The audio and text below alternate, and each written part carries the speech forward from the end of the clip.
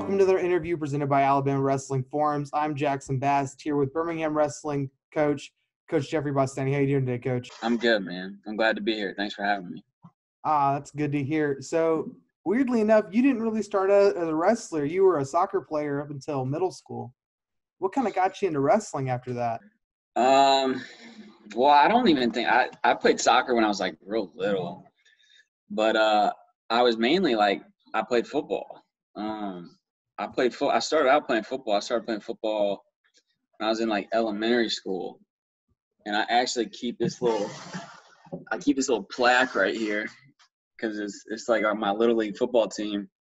We were like 47-3. We won the championship 3 times, and then made the semifinals when I was in like 6th grade or something like that.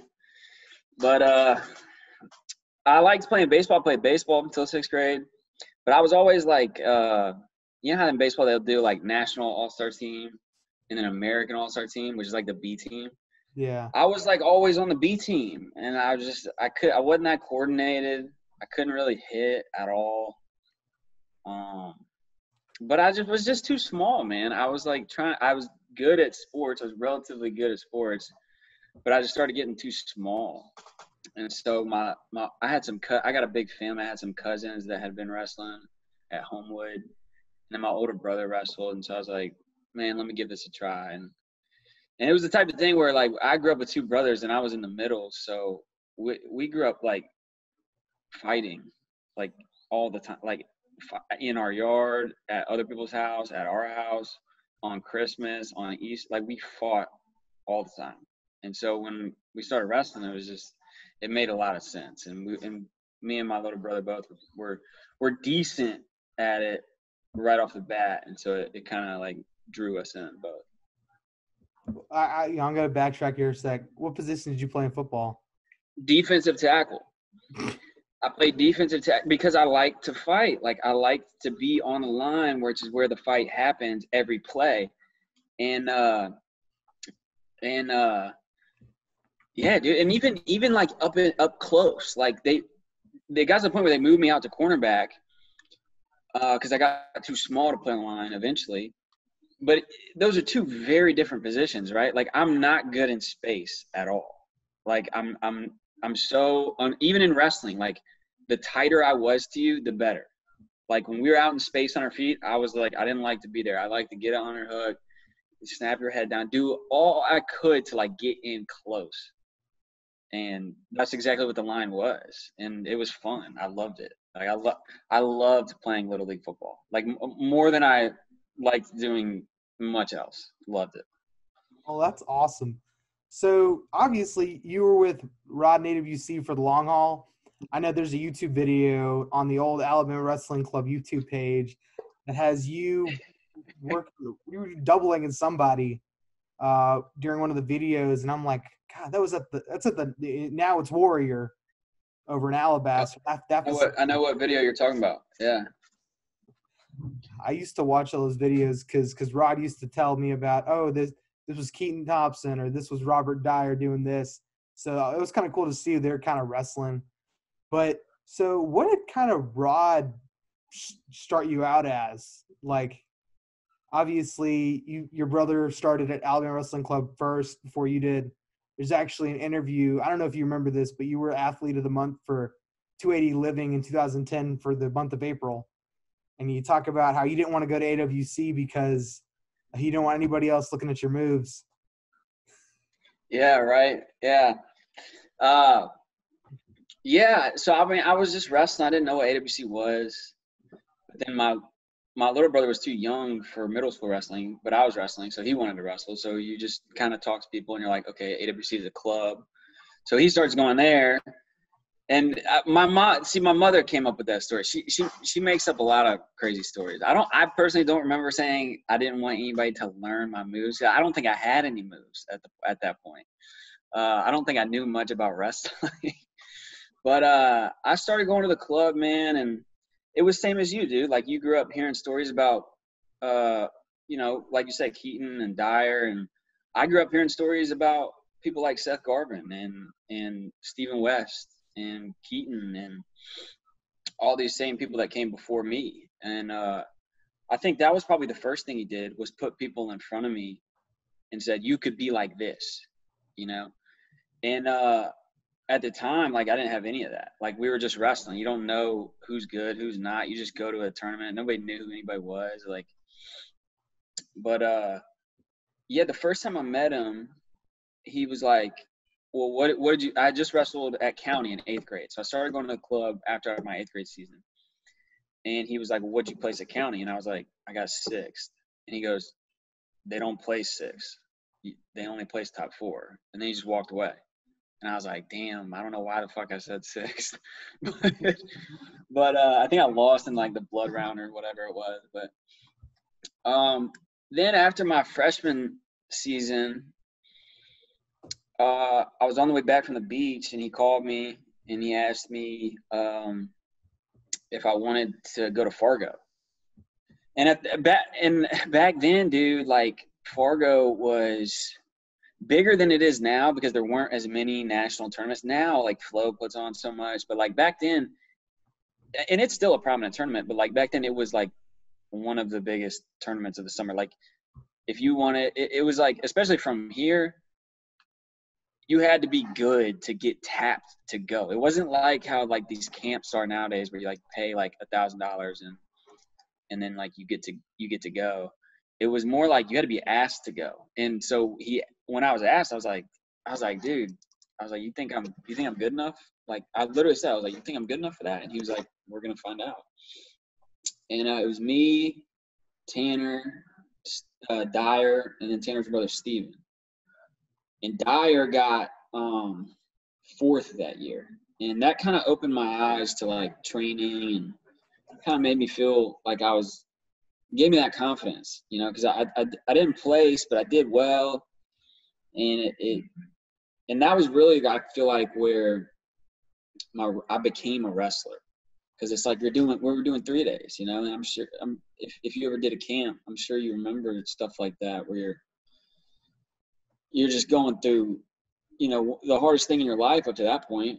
And that's kind of how I met Rob. That was how I met him. And then I always stuck close to him. Like, I kind of bought into what he was selling, and because I think I naturally was drawn to that, because he was the type of dude that I think he wanted you to be yourself.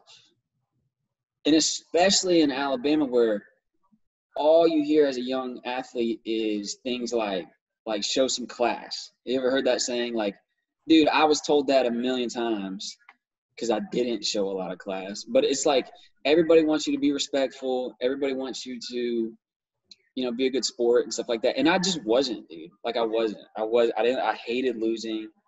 I was kind of dirty. I wanted to, like, rub it in your face and all this stuff. And he was the type of person that he, like, I don't think he never explicitly said this, but he would say stuff to us like, this is your match. You know what I mean? Like, this is your match. If you can go do whatever you want as long as it's within the rules. And you're trying to, and he was an Iowa guy, right? So you're trying to psychologically break people. And I liked that. I really liked that. And the selfishness aspect of it. Like, I naturally bought into that. And that stayed with me. And to the point where the last, like, real piece of wrestling advice he ever gave me was my junior year. I was about to go wrestle at Midlands. And I was starting at 133 at Penn. And he called me, and we were talking because I was back home for a couple days. And he was like, I was telling him, I was like, dude, I feel great. I'm beating up people in the room, but I'm losing every single match, like, by like 1 or 2 points. And I'm in it the whole time. I just can't close. Like, I don't know what's wrong. And he's like, you know, you've come a long way. Like, you're definitely way more respectful. You work way harder now. You're way more disciplined. You know, you've really become a well-rounded version of yourself. But, like, he said, don't forget you're still that same kid, you know, that would punk kids and, like, push them into tables and all this crazy stuff that's, like, that I'm not recommending anybody should do, but that's the type of stuff I did. And he was like, don't forget that. Don't forget who you are. And it just stuck with me, man. I went out that first round. I had a good tournament. It was the best I'd wrestled all season. And so I think that was the big thing I took from Rod. So, obviously you wrestled at Alabama Wrestling Club under Rod Gaddy. Can you kind of talk to us about what kind of coach he was and how he affected your wrestling? Definitely. Definitely. I think that when I look back on my time at AWC, I mean, it's really, I feel like it was the place where like I grew up, if that makes sense. And Rod being the head coach there, that was a big part of it. So like, I mean, you see it at a lot of clubs around here, especially like at Warrior. Like, I mean, there's kids that grow up there from 5 years old to 18, you know? And that's kind of how AWC was for me, I think. It was a place where I started going when I was in the 8th grade, right? And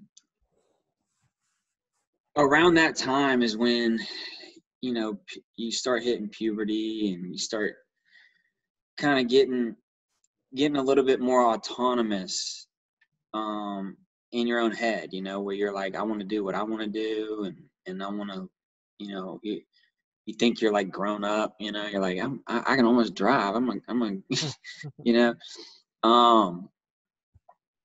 and I think I'm the middle child, so you're kind of wedged in, and for me, what that did was I kind of in a weird way felt like I was like raising myself a little bit, you know, because you're not always the focus. And I liked that. I really did. And when I found wrestling, I think I was drawn to it because I knew it was a sport where I could be me. And when I got to AWC and when I found Rod, I think that was something that he really valued, was he wanted you to be you.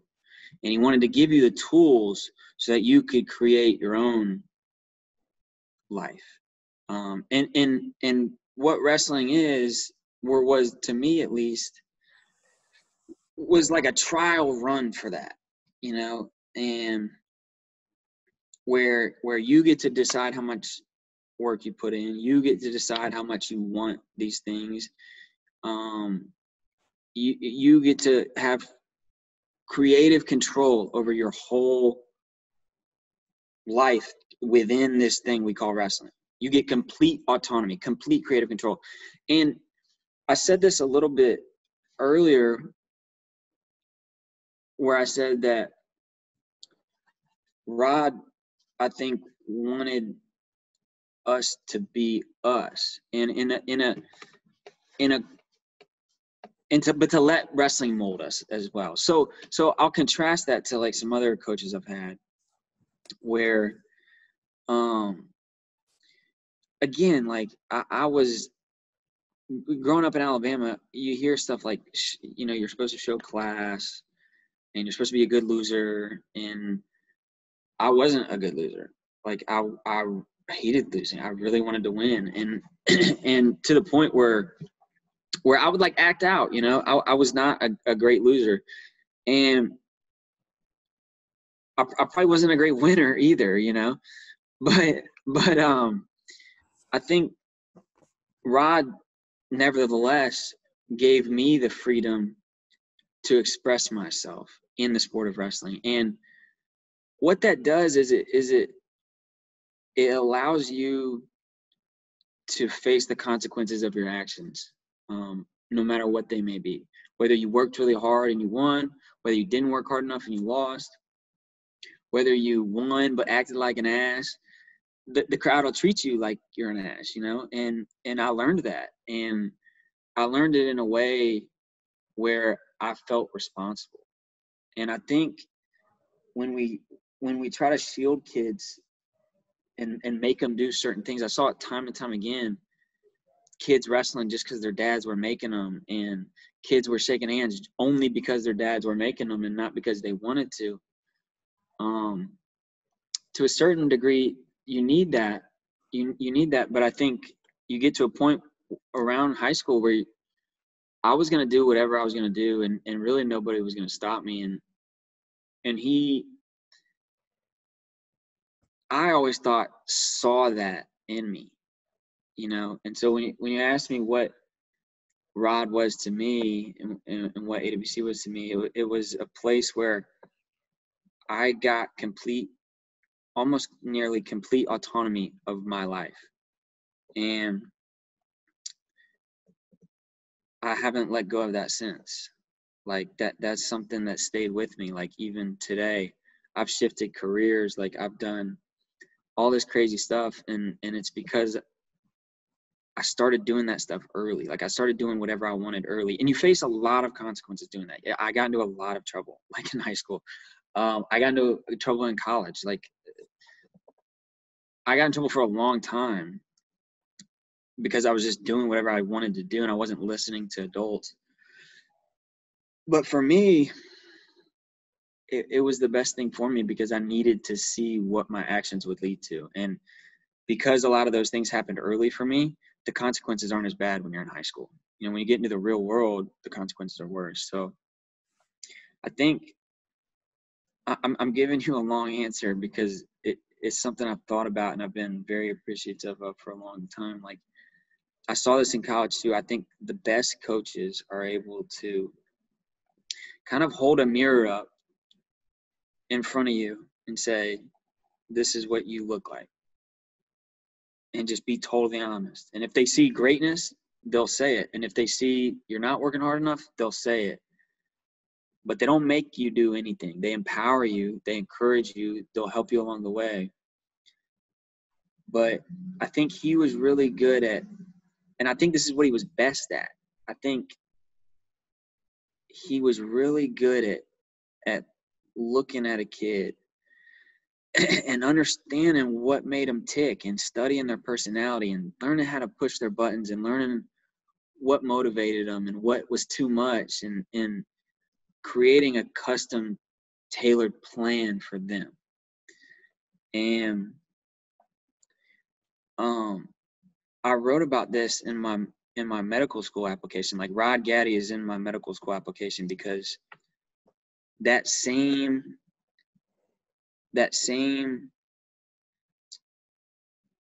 sense that I felt that he could see me for who I really was, I felt that on the other side when I started coaching. And I felt like I could look at kids and really understand why they were there and what motivated them and what we could possibly do or say to help them with their goals.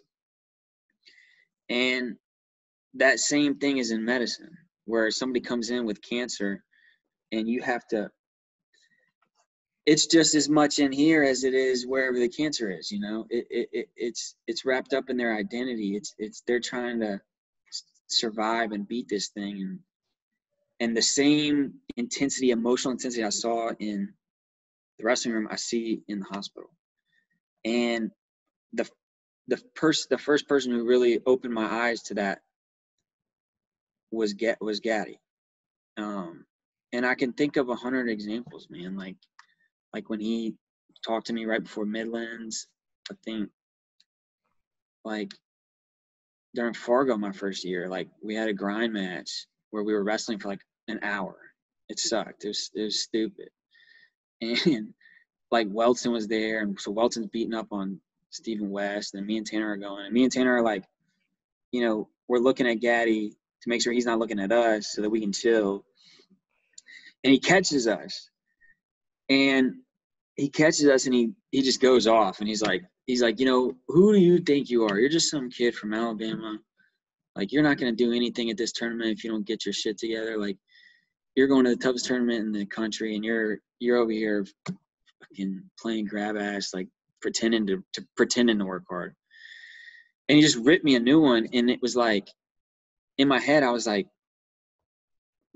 you're right. I'm ready for this. Like, I'm ready for this. And I was drilled in. And it was one of those moments where I look back and I realized that, like, I need tough love more than I need somebody to just, like, encourage me. And not everybody's like that. And I consistently saw that he was always there in a way that was personalized to me.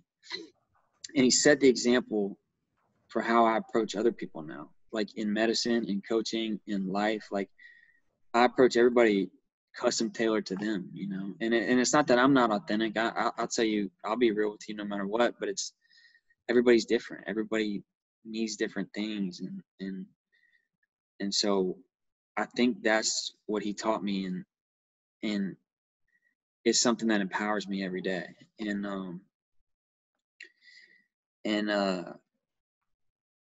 And yeah, like I said, like he wanted us to be us, and that's something, again, I'm so grateful for, because,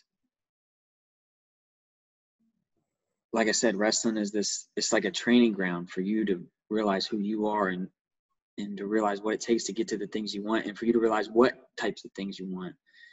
And had I not had the autonomy that he gave me, I wouldn't be anywhere that I am today. So it's not just the hard work, it's not just the discipline, all that comes, but, like, he gave me the freedom to make my own decisions, and I can't thank him enough, man. That's huge for me. So yeah, I mean, I could go on and on, but that's pretty much it. So you mentioned you were wrestling with a lot of guys, like, you know, your first time at Fargo, you were with Tanner Moon, you were with Robert Dyer, you went with Tanner's brother Steven.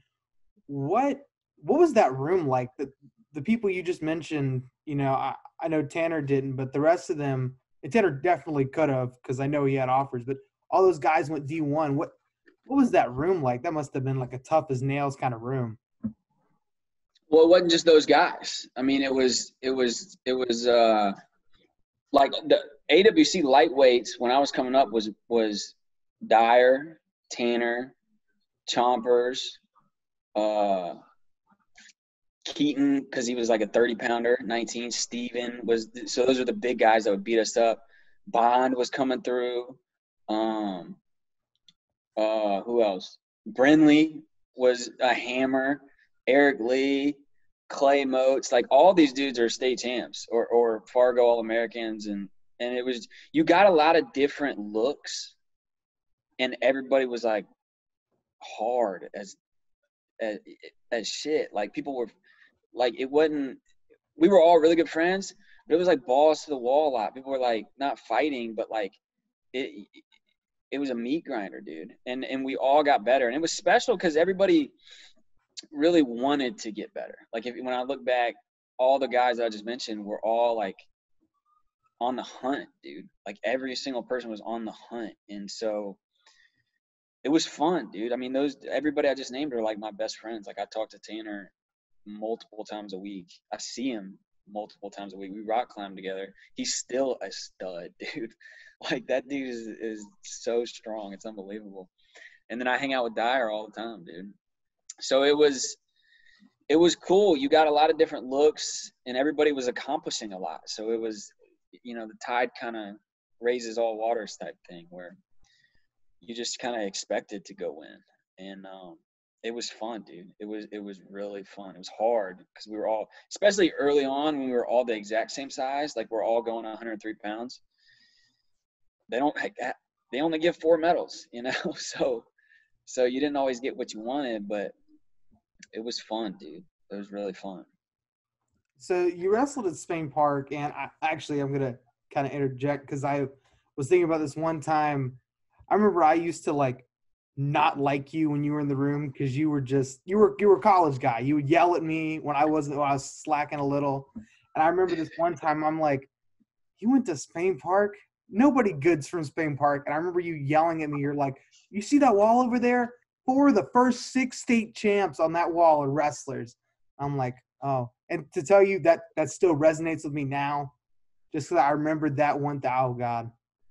Dude, I'm glad because I always, like, I thought the same thing. You know what I mean? I used to think the same thing. I'm like, dude, Spain Park sucks. Like, what? Like, how come we're not good at wrestling? But then when you look at the wall, guys like Musa, Matt Bell, the Graffs, like, literally the school's first state champions, the first 4 were wrestlers. And like, dude, I know you probably took most of the records from me and my little brother, but some of those guys still have records, which is mind blowing when you really think about it. Like I think it's EJ Graff has the most takedowns.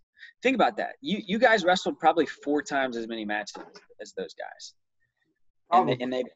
and they've got, he's still got a takedown record, which is unbelievable. Like that dude. I've never met him, honestly. I've met Musa. I've met Matt.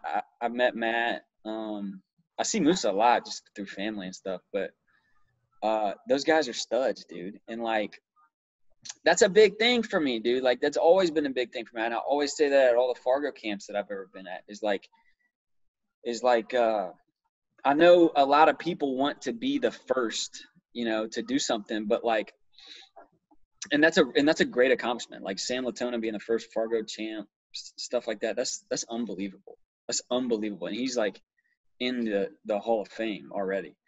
But like, there's a lot of guys that came before us, and I think knowing that history and knowing how rich of a culture we have, I think makes us better. Like, we go to tournaments and you don't have that mindset of like, oh, I'm from Alabama, like we suck. It's like, nah, you don't. Like, we have a rich history of wrestling.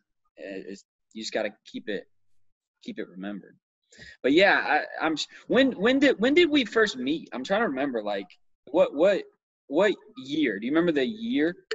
Well, I'm trying to remember if you helped out at the Fargo camp back when they were at Oak Mountain, or if you were still in college. I did. I came home for like a month, and I didn't go to Fargo that year, but I was at those practices, and that was my summer after my freshman year of college. Because my first year wrestling was 2011 to 2012, and I can definitely I remember the exact moment you did yell at me. We were in the Spain Park room when it happened, because it was at Spain Park. I think that would have been 2013, 2014. It would have been the summer before then. So after my that was a big camp, right? That was a big one. That was like me, you, Jake, Greer was there. There was and then you'd have a couple guys come in ever so often, but then you had people who weren't super well known at the time. I know Scrimsher had just come off of his first title at that point. Yeah. But some of those guys were insane. That was back when JP would bring all the guys to Alabama Wrestling Club, and those used to be some long days. I remember that, dude. I mean, I think I first met Tony Morales at that camp. Was that the camp where those like Dantes and those kids from Huntsville came down? Yeah, that's what I was telling you, because Scrimsher's from Huntsville. Yeah. That was so fun, dude. That was so much fun. I loved, like, Jamario. Dude, that was so much fun. That was probably one of my favorite camps, honestly. I remember sitting there I don't know what happened, because I didn't cause it, but somebody else in the room did, because I was in like 6th grade, so most of the stuff didn't really fall on me. But I'm sitting there, and we had to do wall sits for like 14 minutes. And as a 6th grader, that's not very fun. Like, I was an overweight 6th grader. I was a little chunky kid. So sitting against the wall, I just remember that. And then, God, that was so long. That was such a long day.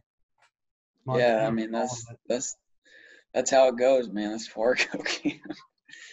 That's Fargo camp, dude. I pinched a nerve in my arm, and so my hand literally was limp. It was crazy. I literally could not lift my wrist, and like, everybody thought I was faking it and stuff. And I was like, I'm dead serious. And so I didn't practice for like the first month or something, because I was just doing like nerve conduction therapy or something like that. I had just gotten 4th the year prior, and I was just like, man, I could not have been more burnt out on wrestling. And I met him at that point in my life, and the first thing he asked me was like, how come you don't work hard? And I was like, why would I do that?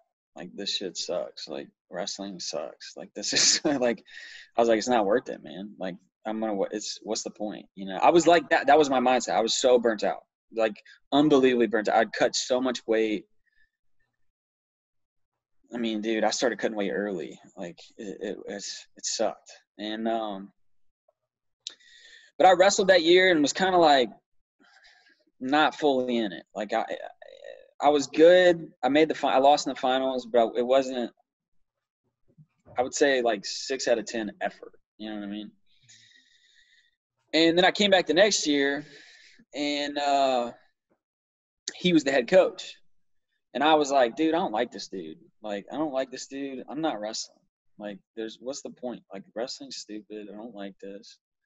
And so I was just like not gonna wrestle. And he even told me, he was like, you should quit. And I was like, well, I don't know about quitting, but yeah, you know. But we really did not get along in that. But he, I think, very early on started like pressing little buttons on me. You know what I mean? Trying to figure out what made me tick. And I think he's really smart. He's very, very intelligent.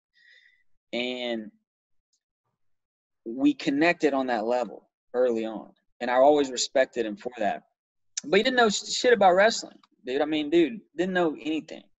Like, so I feel like over the course of the season, he didn't teach me much wrestling, but what he did do is like get up in my ass and be like, you know, don't just go for the major, go for the tech. You know, don't just go for the tech, go for the pin. And he was always pushing me to be better. And I ended up just like breaking down that season. And I was just like a mess. And he was kind of there to pick me back up. And that's when our relationship really started. And, you know, he kind of took me out of this low point in my life where it was like that first Fargo camp I went to, I was like up here, and then I went down for like 2 years. And then he brought me back up, and he was there, like in the trenches with me, in the dark with me. And I still remember some of the stuff he told me, you know, when I was wilding out in high school, and just tears coming out of his eyes because he wanted something more from me. And so that was when we started walking forward together. And I always tell people he taught me what it meant to be a champion, because I was already decent at wrestling. Like, I say decent because in the grand scheme of things I wasn't that good, but for Alabama I was good. But so I knew how to wrestle a little bit, but I didn't know how to be a champion. You know what I mean? Like the work ethic, the discipline, the courage, the self-confidence, like the respect for yourself. Like, I didn't really know how to do all that. Like I was struggling with that, but I knew how to wrestle. And so we kind of merged those things, and he really taught me what it meant to be a champion. And he taught me how important it was to work really, really hard and to hold yourself in a way that you can look in the mirror and be okay with what you see, you know what I mean? And be proud of what you see. And, man, dude, I can't say enough about that guy, man. I can't say enough. That dude, in a real sense, like, kind of saved my life in a lot of ways. And I'm forever indebted to him, you know. And he's a man, dude. He knows how to win. He knows how to win, and he knows how to compete. And he's one of the best dudes I've ever met. Yeah. And once I started listening to him, it's like your dad, dude. You don't listen to your dad as much as you should until you realize how wise he is. And then you're like, damn, this dude's got something to say, you know. And he was the first one. Like, I remember he looked at me one time and he was like, dude, you need to go to an Ivy League school. And I was like, dude, I'm not trying to wrestle. Like, I'm so tired of this. And he just looked at me like I was so stupid. He's like, I don't care if nobody cares if you wrestle. It's not wrestling. He's like, wrestling is stupid. He's like, you need to go to an Ivy League school because you're smart.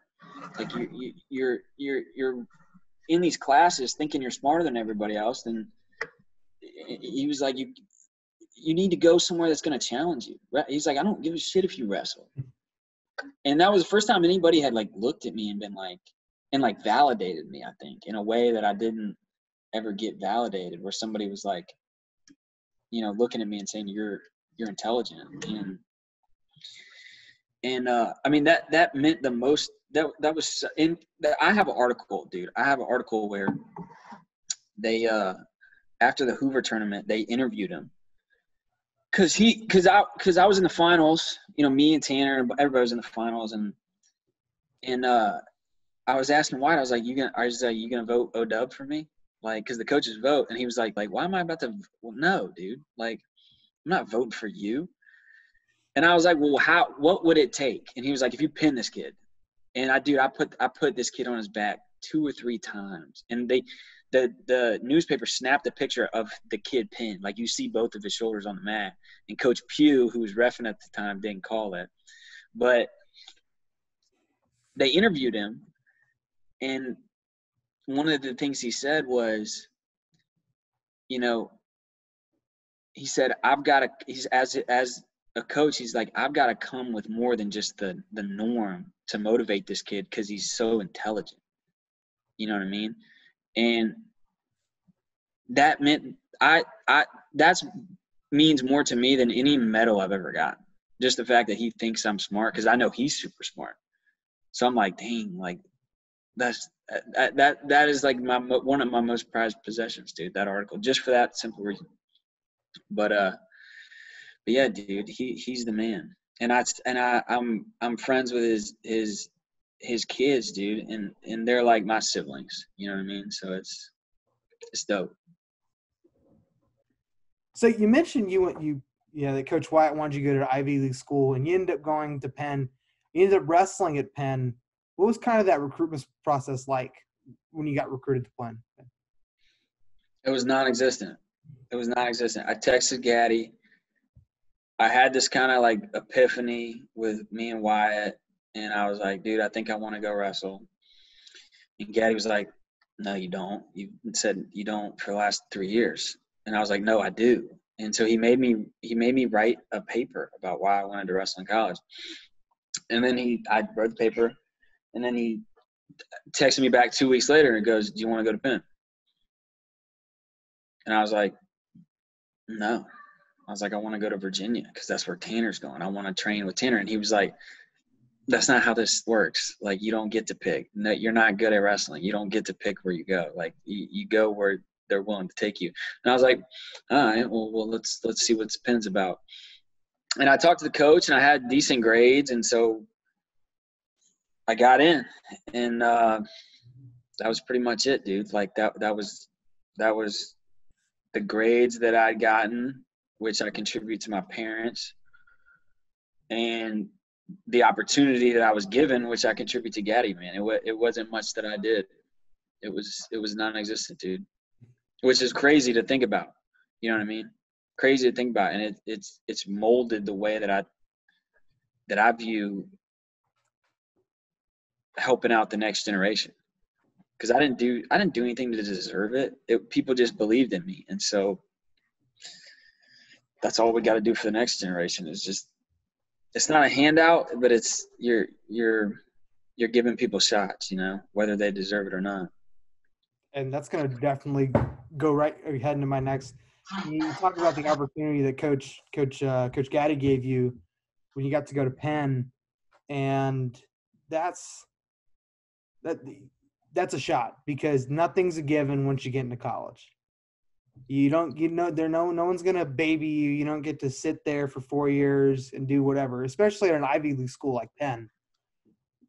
I know you had Alabama wasn't necessarily known for producing Division I wrestlers, and I know there have been Division I wrestlers who've gone Division I, but they haven't stayed 4 years. Like that in itself, for the early time being in the late 90s, early 2000s, being able to stay and wrestle at college for 4 years is a feat in of itself for Alabama, at least.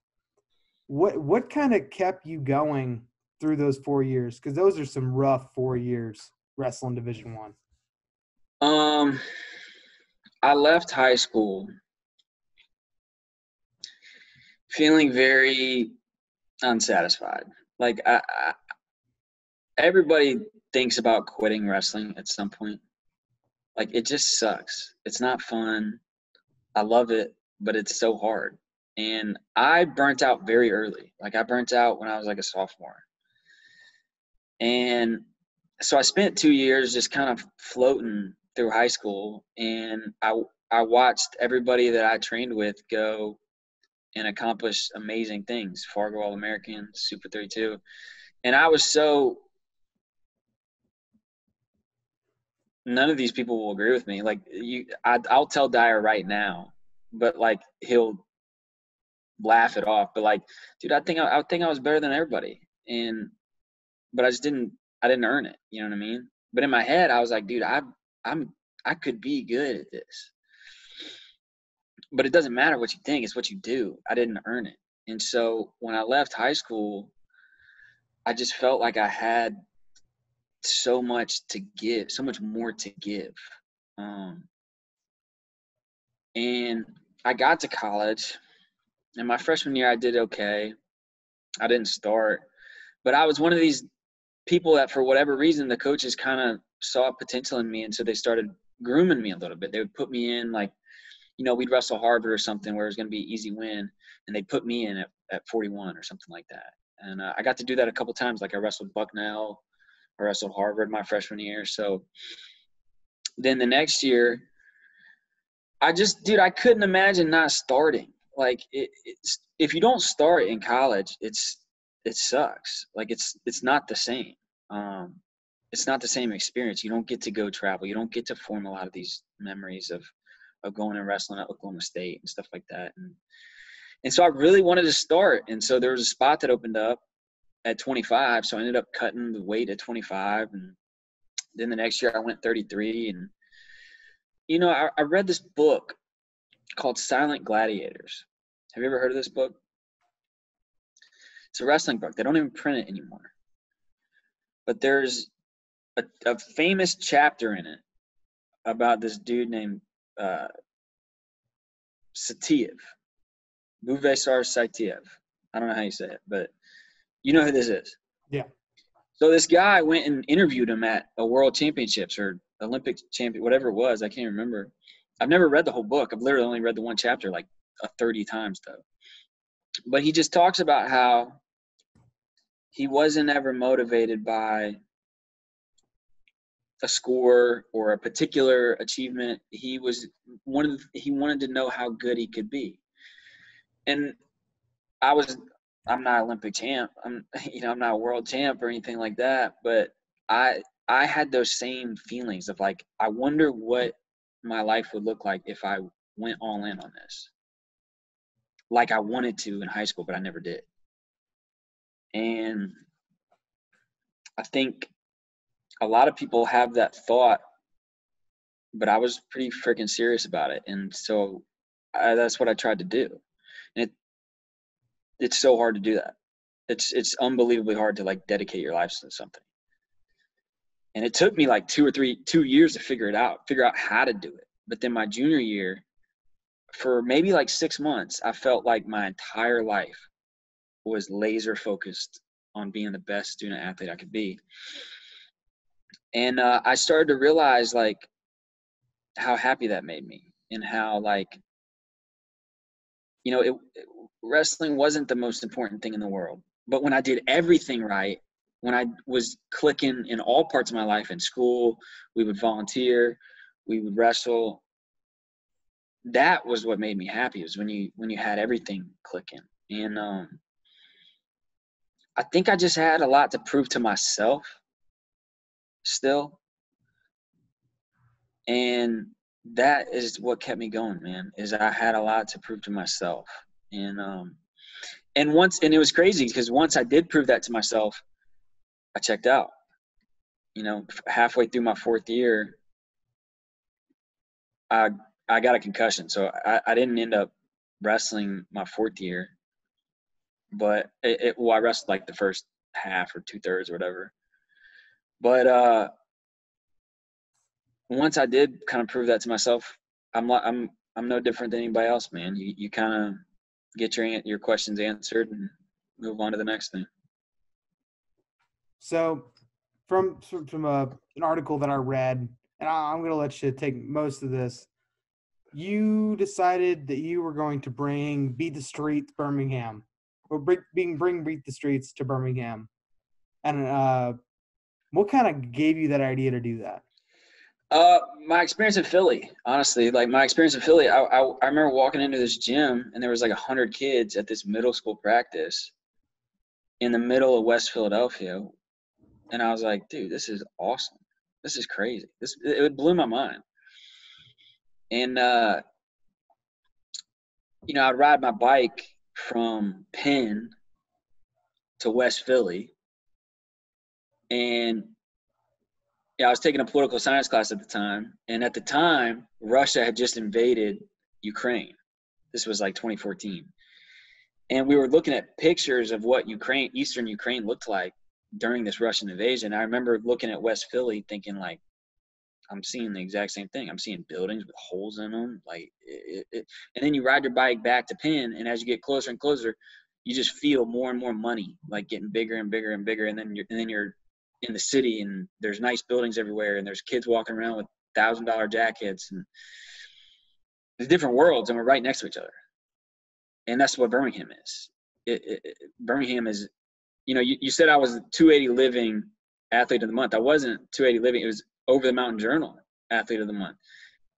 And that speaks to like the segregation we have. There's downtown Birmingham. There's Birmingham City. I'm not going to say downtown Birmingham. The Birmingham City. And then there's Over the Mountain. And one's white and one's black.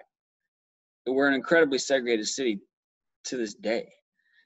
And I started to notice that in Birmingham because I was living closer to downtown. And there's plenty of wrestling outside of there's plenty of wrestling over the mountain, but there's none in Birmingham City. So I was like, let's grow wrestling. So first and foremost, man, it was just to grow wrestling. Like there's 20,000 kids in Birmingham City schools, and right now maybe 20 of them wrestle, but a couple of them are state placers already. So, man, I saw what was possible in Philly, and then I linked up with some people that wanted the same thing. Ramon Owens, I met him, and man, we just started talking, dude. Like he and I, he was this black dude out of Vestavia, and he owns a fencing business downtown. And we met and kind of had a similar vision, not the same. It wasn't the exact same. But it was similar in the sense we wanted to see wrestling grow in the city. And so we started working on it, man. We helped open up a couple high school programs.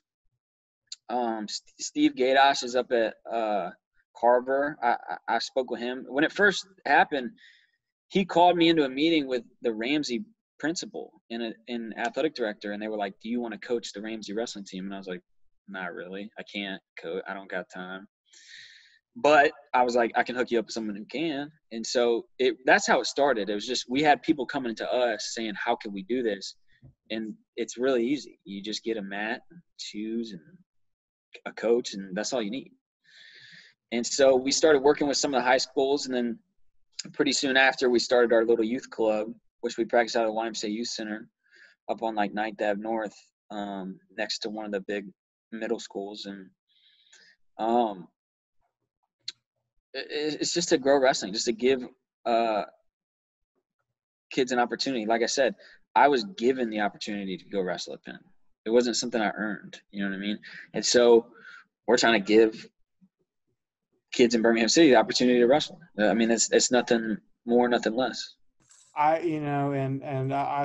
did some little digging when I was doing my prep work because I interviewed Coach Treadaway over at JO, and I saw the little Instagram or the Facebook post that said, "Hey, if anybody's interested in coaching, hit me up." And then I saw a little comment from Coach Charlie, and he's like, "Let me know." And it's really cool to see how that actually came to fruition over at JO, and I know it's only growing, which is insane. I talked to him, and I know there's a lot of struggle going on, especially this year being all online in the inner city, because it's also cramped to begin with. That but you have 1, 2, 3 6A schools and like a 4A school in downtown Birmingham alone. That's insane. That's tons of Yeah. kids. Yeah, think about if think about if like a Gaddy was down there coaching a club. You know what I mean? It'd blow up, dude. It'd blow up, and it's gonna blow up one day. Yeah, I swear to God, it'll. Every single school in Birmingham City will have wrestling one day. It's coaching, man. It's coaching because there hasn't been much wrestling there, and so when you think about it, like a big prerequisite for starting a wrestling program is a coach, and we need more coaches. There's plenty of kids that want to wrestle. We need more coaches. We need more coaches that are willing to dedicate their time. The hard part is to be a high school coach, you got to be ready to practice at 3:30, and there's just not many people that can practice at 3:30 on a daily basis. A lot of people have jobs, so the hardest thing is just finding coaches, and getting buy-in from the schools. Like, not every school wants a wrestling team, and that's fine, but more and more do. And so the more principals and athletic directors that are ready to invest in a wrestling team, the more, and then we find coaches, then it's dope. Can make it happen. So earlier in the interview, you mentioned how, Rod Gaddy was an Iowa guy, I'm going to beat the brakes off of you. And you're starting to see a major transition into more technical-based guys. Like, obviously, you have someone like, I'm going to use Yanni at Cornell.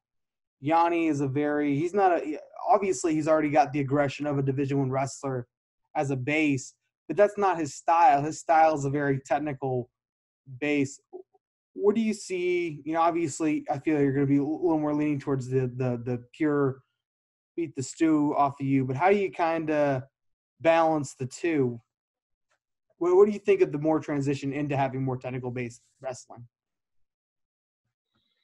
It's needed, dude. Like, look at – I mean, dude, thank God they changed the rules in freestyle, because back when it was best 2 out of 3, we were getting whooped because we're not, as a nation, we're not as technically sound as like the Russians are. They're so good, dude. They're so technical. They're so good. And I mean, to be totally honest, like, I was not an Iowa guy. Like, I wasn't kind of in your – I mean, I wanted to be technical, like, straight up, dude. I wanted to be technical. But you work with the skill set you're given. I think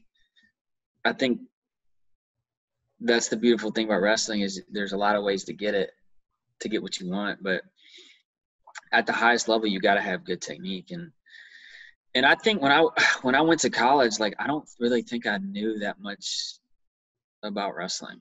Like, there was so much technique that I learned in wrestling, that I learned in college, about little things like hand fighting.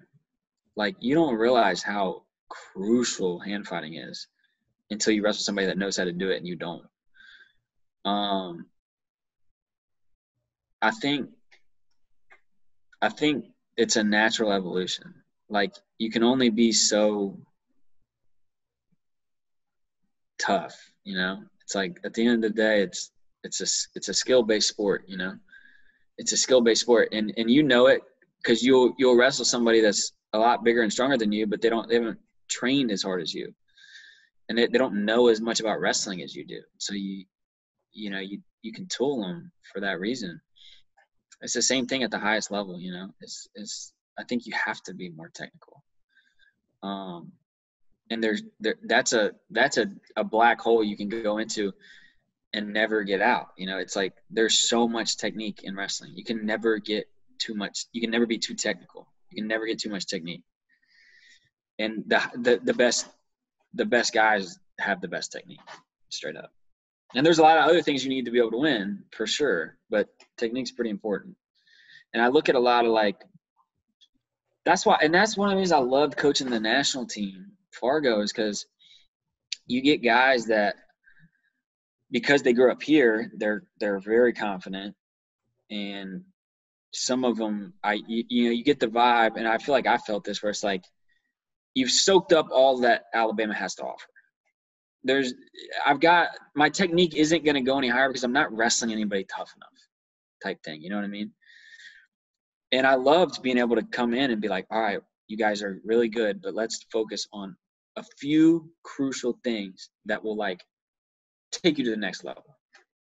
Small things like hand fighting, just little pieces of technique that'll change your entire game. A lot of like technique philosophy too, you know, like just like how you deal with situations. Like when somebody grabs your leg, do you turn away and shin whizzer, or do you turn in and feed them your hips? You know what I mean? Mm-hmm. People might say, well, the shin whizzer is more technical, but and it's definitely a technical move, but it's like there are foundations of wrestling as well. And I think getting your technique in those foundations is absolutely crucial. Absolutely crucial. But it's fun. I don't know. I don't really watch too much wrestling anymore, to be totally honest. I used to watch I still try to watch the senior level events. I watch like the Worlds and Russian Nationals and Olympic trials and stuff like that. But man, I'm out the game, dude. It's sad to say, but you start chasing other stuff, man, and it's hard to keep a hold of both.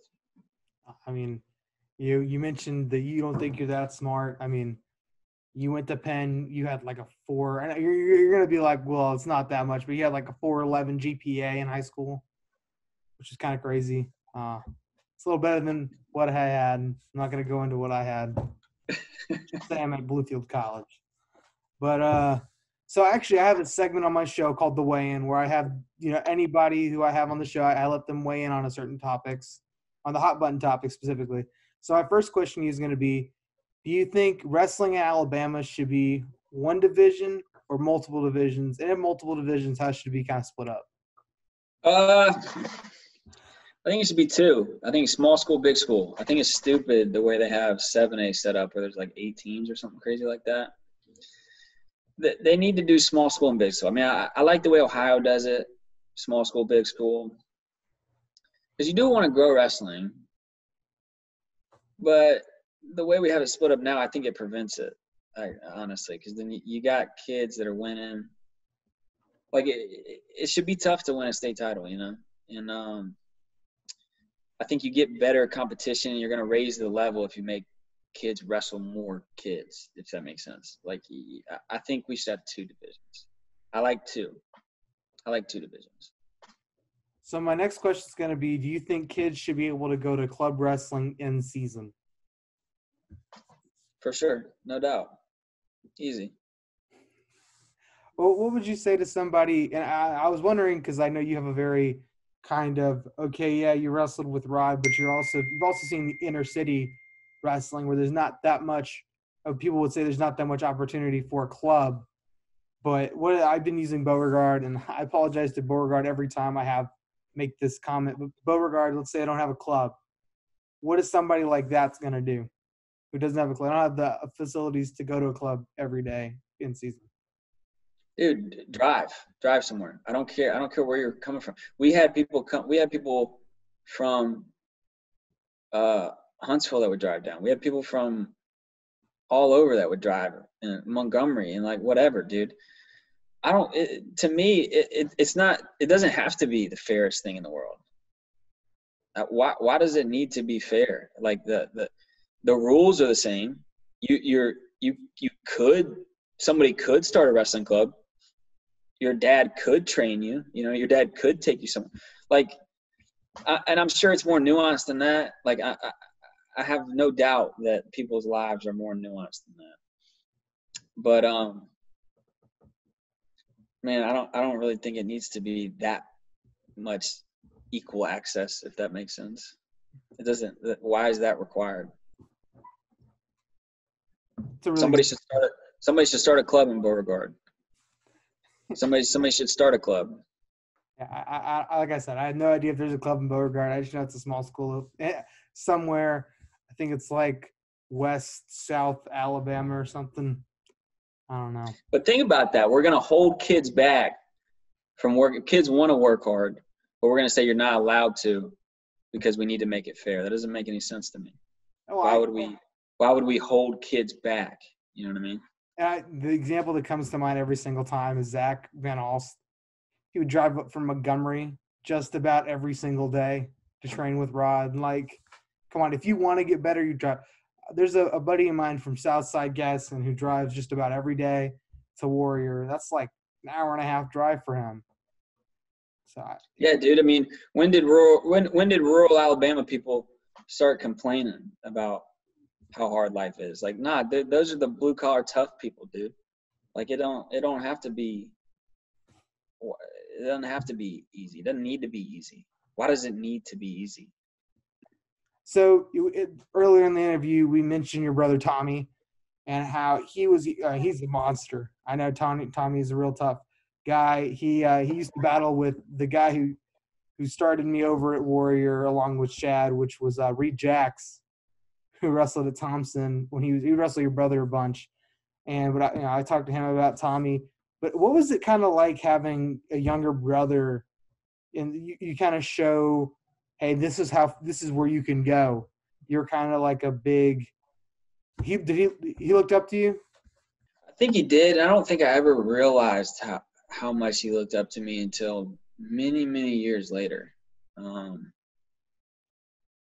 But it was fun, dude. I loved wrestling with him. It was we didn't ever wrestle that much, but like against each other. But when we would go compete, like there's other brothers in the state, and sometimes we would wrestle two other brothers, like Hunter and Eric Lee, people like that. And so, or like Clay Mopes and his little brother, you know what I mean? Stuff like that. And dude, I mean, he's a hammer, man. Like he like you want to talk about records, dude? That dude is also on the board for most wins, which is unbelievable when you think about there were seasons where he didn't even wrestle but half the season because he was hurt and stuff like that. So like when you look at lifetime wins and lifetime pins and stuff like that, I mean, dude, he only has like less than 10 losses in high school, you know? And he was a freaking hammer, dude. I mean, in a lot of ways, like I look up to him because he's got this instinct, and I've seen it since we were like very little kids, where he doesn't give a dude. Like he will, his natural instinct. You know how people talk about like fight or flight? I'm very calm in the moment. Like even like now, I love rock climbing, and you're up really high. I can stay calm in those moments, and even in the midst of a fight, I'm kind of calm. And I'm much more cautious than him, but he's so instinctually a fighter. Like one time, I always remember this because it makes me think of Tommy. Like we were at the Dixie Duels, which Gaddy used to put on, which is this, so, you know, like best of the Southeast. You know, Team Florida would come up, Tennessee, Georgia, stuff like that, and Tommy must have been in like 8th grade, I think. So he's on the middle school team, and he's super strong for his size. Even at the time, he's super strong, dude. He's got like freak strength, but he's little, dude. He weighs like 80 pounds, something like that. And so he's on top of this kid, hammering over a power half. You know, he's got both legs in. And you know how little kids are, like they'll let their arm go behind their back and like hyperextend their elbow or break their arm, but they're so flexible that they don't even feel it. You know what I mean? So this kid's arm is like going behind his head, and Tommy's, dude, he's got no mercy, dude. He doesn't give a shit. Like so he starts cranking it over, and it was probably one of those cases where it's like potentially dangerous because the kid is so flimsy that he's letting his arm go instead of rolling over. And this kid's dad comes out onto the mat and kind of just like picks Tommy up and throws him off of his kid because he thinks he's about to break his shoulder or something, you know, dislocate his shoulder. And I'll never forget it. Tommy jumps up and gets in the dad's face and bows his chest out as if to say, like, I'll whip your ass too, you know? And Tommy's 80 pounds. This guy's like 200. But that's not what he's thinking about. He's thinking of like fight or flight. And for him, it's always fight. He instinctively. Like it's crazy to me to watch, but I've noticed it since we were young, you know. Like we used to fight and I'd be like, all right, I'm going to stop. You know what I mean? You know, I don't know if you have a brother, but like you get to these points where you're like, okay, the fight's over. We're going to stop. And he would just look at me and be like, there's no stopping. Like, I'm never going to stop. Like, and I'm like, damn, all right, well, fuck, let's keep going. But, I mean, dude, I look up to him in so many ways, you know, and he's always been an inspiration to me. So I love it, dude. And there were times where I would get in his ear right before a match, and you just feel like we're gonna go wrestle together. You know what I mean? It's that ultimate like coach athlete relationship. But since I'm his brother, it's like I'm in his ear. You know, I'm in his ear, and I'm telling him, you can beat this dude. You know, you can beat. And at the time, it was Clay Moats. You know, Clay Moats was a state champ, and I was like, you can beat him, dude. Like I was like, I wrestled him last year, and I know you can beat him. And he went out there and beat him. You know, and then we had that same exact scenario happen when I was in college, but reverse. Because I told you, I came home, talked to Gaddy, and I go to Midlands, and I drew this Maryland kid first round named Jeffrey Alexander, and I call up, and he was good. He wasn't All-American, but he was good. And so I call up Tommy, because Tommy was wrestling in Maryland at the time, and I was like, dude, I drew Alexander first round. And he was like, Alexander? He was like, oh, you can beat him, dude. I take him down in the room all the time. And I was like, really? And he was like, yeah, dude, you can definitely beat him. And I was like, all right, fuck yeah. And so I go out, and I'm like, dude, I'm going to beat this kid. And he takes me down like 3 times in a row, like fast. But I kept getting up and being like, getting more and more mad and more and more like, man, if Tommy can beat this kid, I can beat this kid. And I ended up beating him first round of Midlands. And so it was kind of full circle, man. It was full circle. So I loved wrestling with Tommy, man. I loved wrestling with him. He's still got it, man. You can, if you see him on the street, don't try to get a 2-on-1, man, because he might throw you. You know, Geoffrey, I really do appreciate you coming on the show. Is there anything you want to say to my viewers before I let you go? I just keep working hard. These whatever you want, you can get it. You just gotta work. So keep working. Well, Geoffrey, thank you so much for joining me, and thank you all you guys for watching. Don't forget to like and subscribe, and stay cool, Alabama Wrestling.